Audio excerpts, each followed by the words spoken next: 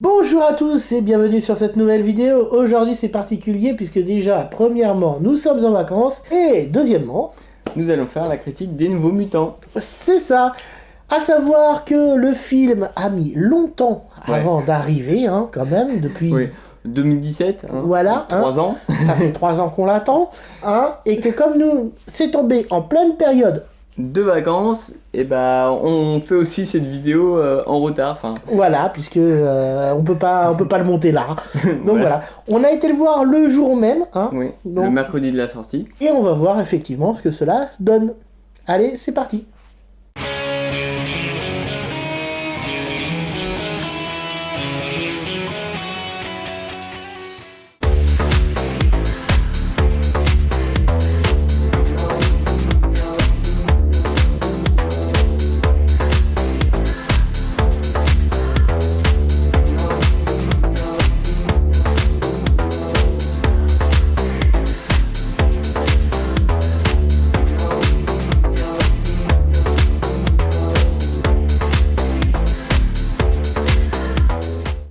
Et voilà, nous sommes de retour du cinéma et nous avons vu donc... Les Nouveaux Mutants. Voilà, donc Les Nouveaux Mutants est un spin-off donc de la saga X-Men, un peu comme Deadpool. Ouais, voilà. Sauf que l'ambiance est totalement différente. Ouais, c'est totalement différent. Ça, on va vous en parler plus tard dans la vidéo.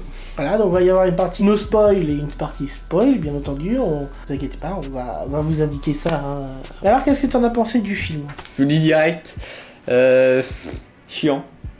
Ouais, alors il y a un peu de longueur effectivement dans le film. Moi j'ai pas trouvé si chiant que ça. Ouais. J'ai trouvé que l'ambiance était complètement différente. On n'est pas dans le film familial X-Men comme on a l'habitude.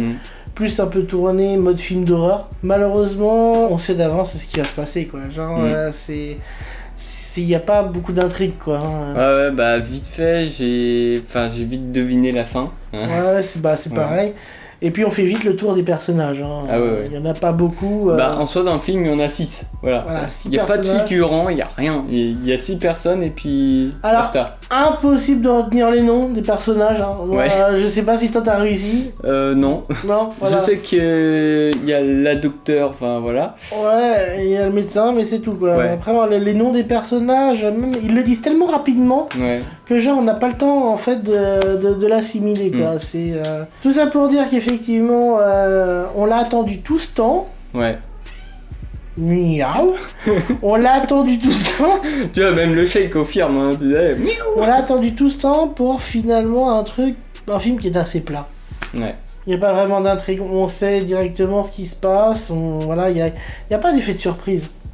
Non, tout est écrit, voilà. Dès le départ, on te dit c'est des mutants, dès le départ, donc... On sait que c'est la nouvelle génération, entre guillemets, d'X-Men, Voilà, mais ça on en reviendra un peu plus tard. Voilà. Je pense qu'on va passer à la partie spoil. Oui, parce que voilà. Grand spoil, voilà, ça s'affiche. Ça s'affiche. Alors, si vous êtes là, c'est que vous vous en foutez d'être spoilé, ou sinon c'est que vous avez vu le film, bien entendu. Faut savoir un truc, c'est que... Donc, ils énoncent quand même les X-Men dans le film. C'est-à-dire que... Genre, ils ont bien fait comprendre qu'on était bien dans l'univers X-Men, malgré que ce soit des mutants. Parce que pendant tout le film, on voit rien des X-Men, mais les X-Men sont vraiment mentionnés dans le film. Ouais. Donc, c'est même dit par les personnages. Voilà. Moi, chronologiquement parlant, je pensais que ça se passerait après Logan.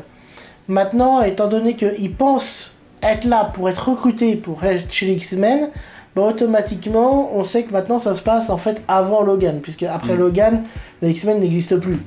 Ça n'existe plus. Donc au moins, on est clarifié sur ça. Chronologiquement, ça peut être facilement après Dark Phoenix, quoi. Ouais, juste après, Juste après Dark Phoenix. Ce qui est dommage, c'est qu'on en avait entendu parler, donc les producteurs, ils avaient dit sur internet comme quoi qu'on verrait professeur Charles Xavier, d'ailleurs qu'ils avaient tourné des scènes. Ils avaient tourné des scènes avec d'autres X-Men, voilà. Mais apparemment, ça n'a pas été gardé. Alors, comme ils disent, peut-être effectivement une version longue Ouais, bah maintenant voilà, ils font ça, hein. C'est comme sur Justice League, là ils vont sortir la Snyder Cut. Voilà, en 2022 ou 2021. Je suis curieux de voir ce que ça va donner, sachant qu'il y a des scènes qu'on n'avait pas vues. Enfin, voilà, non, mais c'est bizarre de ressortir comme ça une version longue pour se refaire de l'argent. C'est ça. Mais sinon, chronologiquement, dans le film, ça commence directement par une scène du genre, voilà. Voilà, c'est une Cheyenne. Elle vit donc dans sa réserve avec sa famille, et d'un seul coup, tu sais pas comment, tu sais pas pourquoi, ils sont attaqués. La nana, elle essaye de se sauver, son père lui dit non, vas-y, casse-toi, voilà, c'est bon, reste là. Le nom de la nana, on va la mettre en sous-titre, oui, parce que là, on se rappelle plus du nom. Hein. Si, Moonstar, elle s'appelle Moonstar, mais en gros, voilà, donc en gros, on comprend finalement, au fil du temps, que c'est elle qui a tué tout le monde, hein. C'est elle qui tue tout le monde parce qu'elle a un pouvoir, mais elle sait pas encore ce que c'est. Elle se retrouve enfermée dans cette espèce d'asile, entre guillemets. C'est un asile où justement, bah, là on retrouve les autres personnages. On retrouve les autres personnages, et à l'intérieur, donc vous avez, allez, à tout casser, 5 personnages, voilà, plus un médecin. Qui fait croire qu'ils sont là pour leur bien, et puis en fin de compte, bah, tu te rends compte que le médecin, en réalité, c'est déjà bullshit, quoi, je veux dire.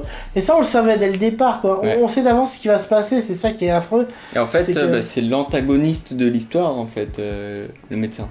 Voilà. C'est ça, ils sont 6 personnes, il faut un méchant, bah voilà.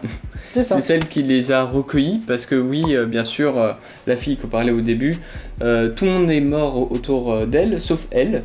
Donc c'est pour ça, c'est elle qui l'a récupéré pour mettre dans l'asile avec les autres. Voilà, et puis tous les trucs paranormaux qui se passent, bah, en fin de compte, ça vient d'elle. Hein, Elle s'endort dans son lit, on voit les caméras genre qui dit « Oh là là, mon Dieu, elle est en activité cérébrale, blablabla. » Voilà. Et comme par hasard, il se passe un truc genre pour les autres, donc on sait directement que c'est elle. Elle manipule les rêves, en fait. Elle retranscrit les peurs. Elle retranscrit les peurs, en gros les cauchemars, elle rend les cauchemars réels, voilà. Alors t'as la nana là qui joue dans Game of Thrones, là, qui joue Arya Stark, la gamine, qui finalement son pouvoir c'est être un loup.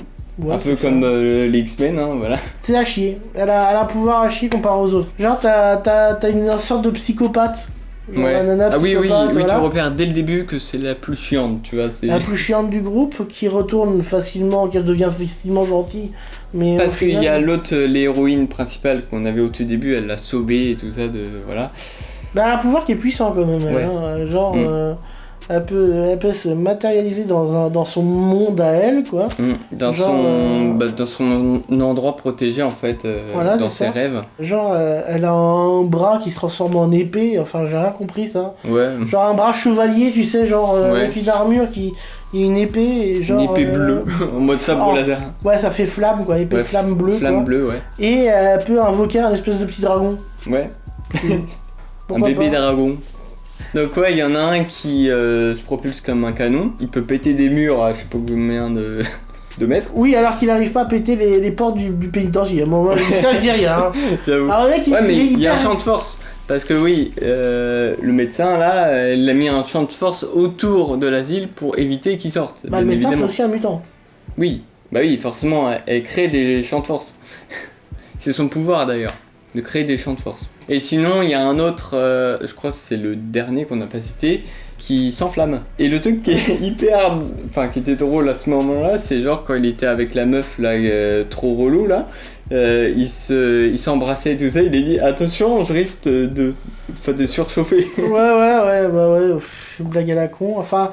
C'est bas, même les dialogues sont bas en fait. Ouais, mais en fait ça ressemble plus à un film en fait pour ados, vraiment en plus moins sérieux que les autres, je sais pas. Bah déjà, non, je trouve justement enfin, c'est ça qui est controversé, c'est que quand tu regardes X-Men, c'est pas sérieux, mais c'est assumé, tu vois. C'est assumé le côté pas sérieux. Alors que là, ils ont fait un film, genre, version film d'horreur, mais finalement, c'est pas crédible, quoi. Enfin, je veux dire... Bah, c'était juste pour illustrer, en fait, que le pouvoir du personnage principal, c'était juste d'invoquer les peurs des autres, en fait. Ouais. Si son pouvoir de personnage principal, c'était autre chose, bah, ça allait pas être un pseudo film d'horreur, tu vois. Après c'est vrai que là, les mutants, ils ont tous un lien en commun, c'est qu'ils ont tous eu leurs parents qui ont été décédés, tout ça, soit l'autre... Enfin, un de leurs proches qui ont été décédés. En fait, en gros, le but, tout simplement, de la nana, en fait, il leur fait croire qu'ils vont être recrutés chez les X-Men, alors qu'en fin de compte, pas du tout. En fait, ils sont là pour une organisation secrète, et en fait, les utiliser comme des armes, entre guillemets. J'ai plus le nom exactement, mais il s'affiche là. Voilà. Et quand ils s'en rendent compte, c'est là qu'ils se disent... ils se rebellent contre la meuf. Voilà. Alors qu'ils auraient pu se rebeller depuis le début contre la meuf. Je veux dire, c'est surtout que la meuf, en fait, elle est déjà avec des individus dangereux. Elle a des caméras ça partout, mais elle est toute seule. Genre toute seule pour 5 personnes, ultra dangereux, dont la meuf qui peut déjà invoquer. Elle peut invoquer des peurs, donc elle peut invoquer par exemple la peur de la meuf là. Puis moi je trouve que ça s'arrête trop facilement en fait. Ouais. On savait dès le début qu'ils allaient venger la meuf en fait. C'était trop prévisible. C'était prévisible déjà que la meuf, que le docteur allait s'en prendre plein la gueule. Ouais. C'était prévisible. Que finalement ils allaient s'échapper, c'était prévisible. Et c'est exactement la fin du film. Ouais. La peur de la meuf principale, je veux dire, c'était tout simplement un ours géant. Enfin, elle avait peur de ça. Et c'est justement avec l'ours géant qu'on introduit le film. Voilà, on introduit le film par sa peur. Après, il y a eu la meuf là, relou là. Voilà, sa plus grande peur, c'était genre, s'était fait attaquer par des genre de Venom blanc. Alors, j'ai pas compris. Apparemment, elle aurait vécu avec ces personnages, apparemment. Je sais pas si elle a. Parce qu'elle a tué tout le monde autour d'elle. Ouais. Mais apparemment, les espèces de monstres qu'on voit, dans l'une des explications, enfin, c'est prêchi-prêcha, genre, c'est expliqué tellement à la va-vite. Que genre t'as pas le temps de comprendre vraiment ce qui se passe, tu vois. Ouais, le coup du curé, ou genre parce que la nana, alors c'est assez simple. C'est la meuf là de Game of Thrones qui a cette peur là. Voilà, parce qu'elle se transforme en loup, elle se sentait libre, puis elle a été voir un prêtre parce qu'elle est croyante. Elle a dit regardez monsieur le curé ce que je sais faire. L'autre bien sûr il lui a dit vous êtes une sorcière, blablabla. Et genre il a voulu la battre à mort entre guillemets. Finalement, elle s'est fait battre à mort par le curé, et depuis, c'est son cauchemar, c'est le prêtre. Et il y a une autre peur aussi, c'était le mec qui se propulse, c'était la mine. L'accident qu'il a eu avec son père, parce qu'il a tué son père à cause de son pouvoir. En fait, ils ont tous vécu des accidents, en fait, ils ont tous tué leurs proches. La peur du mec qui se chauffe, quoi, enfin, qui devient de la lave en fusion. Il avait tué sa copine parce que il voulait passer à l'acte. Malheureusement, il en est ressorti un steak grillé, quoi. Voilà. Enfin, genre, en gros, le mec, c'est dès qu'il a trop d'émotions, il commence à chauffer. Mais chauffer en fusion, quoi. Bon, je pense qu'on a fait le tour, hein. Oui. Voilà. Voilà, hein. Merci à tous d'avoir regardé cette vidéo. Cela fut un plaisir. Honnêtement, d'avoir découvert ce film, même si, finalement, c'était une critique où on n'a pas apprécié le film. Voilà, c'est ça. On aime bien faire des vidéos, mais malheureusement, celle-là, c'est la critique la plus foireuse. Ça arrive, voilà. Tant d'attentes pour autant de déceptions, malheureusement. À savoir que ce sont nos avis... C'est pas forcément les vôtres et on respecte ça. N'hésitez pas aussi à dire en commentaire votre avis. Voilà, ce que vous en avez pensé, et ce que si effectivement vous avez vu le film, ce que vous pensez du film, on est curieux de voir ça dans vos commentaires. N'hésitez pas effectivement donc à vous abonner, à liker, à partager. Allez, ciao ciao tout le monde. Ciao.